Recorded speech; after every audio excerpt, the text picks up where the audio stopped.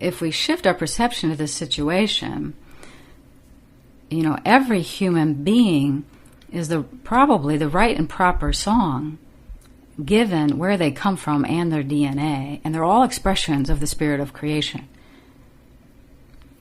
And who are any of us to judge that? And how is it that we shift perceptually to really understand that all of humanity lives within each one of us? That we are all one. We are Homo sapien on the planet as one. And anchor this taproot, this perceptual awareness, down into the cells of the body,